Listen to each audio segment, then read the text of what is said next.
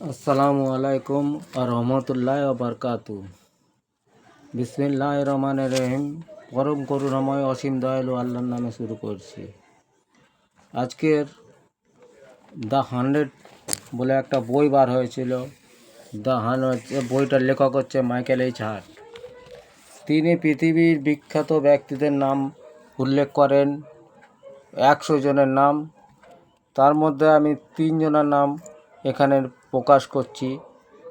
3 জনের মধ্যে প্রথম 3 নম্বরে হলেন ঈসা নবী, অর্থাৎ যিশু। আমরা ঈসা আলাইহিস সালাম বলি, যিশু খ্রিস্টানরা বলে যিশু, আমরা বলি ঈসা আলাইহিস সালাম। 2 নম্বরে আছেন স্যার আইজ্যাক নিউটন, যিনি একজন বিখ্যাত বিজ্ঞানী।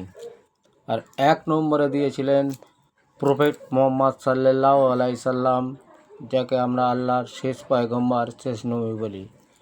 অনেক মানুষ বিভ্রান্তিকর কথা বলে, তাদের কথা কিছু যায় আসে না।